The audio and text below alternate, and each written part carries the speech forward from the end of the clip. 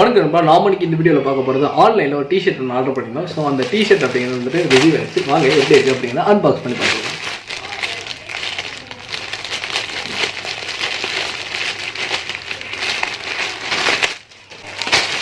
Same blue கலரே வந்துட்டு receive ஆயிருக்கு. ஆன்லைனில் ஆர்டர் பண்ண அந்த கலரே வரது அவ்வளோ ஒரு சந்தோஷம் தான். ஏன்னா திடீர்னு கலர் வந்துட்டு மாற்றி அனுப்பிச்சு விட்றாங்க. இல்லைன்னா நம்ம பார்க்குற கலர் ஒன்றா இருக்குது, அது அப்படியே வரும்போது வந்துட்டு ஒரு ஷேட் ஆன மாதிரி இருக்கும். பட் நான் பார்த்தா அதே டார்க் ப்ளூ வந்துட்டு ரிசீவ் ஆயிருக்கு. வாங்க சைஸ் எப்படி இருக்குங்கிறத போட்டு பார்த்துருக்கோம்.